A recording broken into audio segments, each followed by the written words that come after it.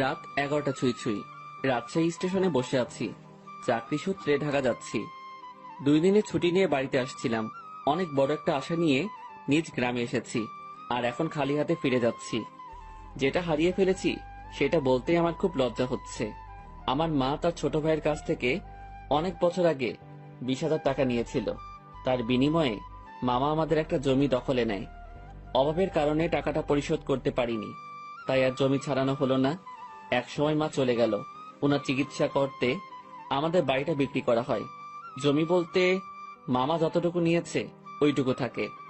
মাঝখানে অনেকটা বছর পার হওয়ার পর আসছিলাম 20,000 টাকা নিয়ে।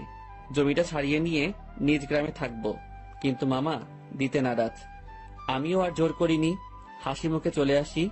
আমার যেহেতু কোনো সাপোর্ট নেই, তাই মামার সাথে যুদ্ধ ঘোষণা করা বৃথা। এখন স্টেশনে বসে ভাবছি, ঢাকায় গিয়ে সে একই কাজ করতে হবে। সেই পিয়নের চাকরি, তাতে কিছু বেতন, খাওয়া খরচা চলে। একা মানুষ, খরচ কম হওয়ায় কিছু টাকা জমাতে পেরেছি। আর সেইটা নিয়ে বুকে আশাও বেঁধেছিলাম যে গ্রামে থাকবো। সেটা তো আর হলো না। এক বস্তা হতাশা নিয়ে শহরে জীবনে ফিরেছি। আর চাকরির কথা কি বলবো, এইচএসসি সার্টিফিকেট আছে, আর এদিকে কিছুদিন ডিগ্রিও পড়েছিলাম। তারপর পারিবারিক অভাবের কারণে লেখাপড়ার দরজা সেখানেই বন্ধ। তবে একটা পড়া এখনো চালু রয়েছে, সেটা হলো মানুষকে পড়া, মানুষকে বোঝা। এই সাবজেক্ট পাস মার্ক তোলাই বেশ কঠিন। বিচিত্র রকম মানুষ সব এই পৃথিবীতে, যাদের চেনা খুবই দুষ্কর। আমি কথাগুলো ভাবছিলাম আমার সামনে বসে থাকা কিছু মানুষের দিকে তাকিয়ে। তারা অনেকটা দূরে ছিল, তাই তাদের চেহারা আবছা দেখছিলাম। আর তখনই খেয়াল করলাম কেউ একজন আমার দিকে এগিয়ে আসছে। আবছা আবছা ভাবেই মনে হচ্ছিল ইয়াং কোনো মেয়ে। মেয়েটা এসে আমার সামনে দাঁড়ালো। এবার আমার চোখের আবছা ভাবটা ছাড়লো। আমি এক পলক মেয়েটাকে দেখে নিলাম। বাহ, মেয়েটা তো বেশ সুন্দরী। শুধু সুন্দরী বললে কম হবে, একটু বেশি সুন্দরী। তবে তার আধুনিক ড্রেসের সাথে তার সৌন্দর্যের কোনো ম্যাচ করছে না।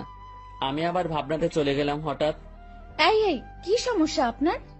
ভাবনা থেকে বেরিয়ে এসে স্বাভাবিকভাবেই বললাম, কোনো সমস্যা নেই তো। আমার দিকে এভাবে তাকিয়েছিলেন যে, পছন্দ হয়েছে? প্রশ্ন শুনে তো গলা শুকিয়ে কাঠ হয়ে গেছে। একে তো মেয়ে, তার উপর এত সুন্দরী মেয়ে, আর অদ্ভুত প্রশ্ন। আমি আমতা আমতা করে বলেই ফেললাম, না না।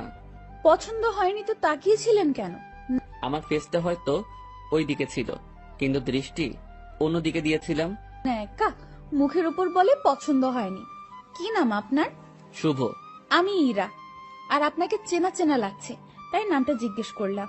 ও, তারপরে ইরা নামের মেয়েটা আমাকে অবাক করে দিয়ে আমার কাজের স্থান, মানে আমি যে কোম্পানিতে পিয়ন হিসেবে চাকরি করি, তার কথা বলল। আপনি কি মিতালি অফিসের পিয়ন? জি জি। ও, আমার বাবা ওই কোম্পানির মালিক, আর আমার বাবার অফিসেই চাকরি করে। বাবার অফিসে আমি অনেক যাই। আপনি তো চা কফি এনে দেন। আমি আপনাকে চিনেছি, আপনি আমাকে চিনতে পারেননি কেন? আমি আপনার দিকে তাকাইনি, আর আমি মেয়েদের দিকে কম তাকাই।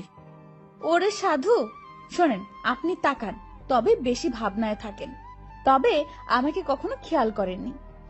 জি, এটাও হতে পারে। আমিও হিতাহিত জ্ঞান বুদ্ধি হারিয়ে ফেলেছি। তোকে আপনি করে বলছি কেন? তুই তো পিয়ন। আচ্ছা শোন, জি ম্যাম বলে। তুই তো সাধারণ বগিতে যাবি, জি ম্যাম।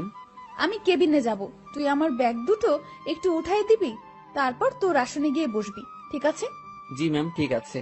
রাগ করিস না, কুলি পাচ্ছি না। আর তোকে পেয়েছি, হার কাকে লাগে?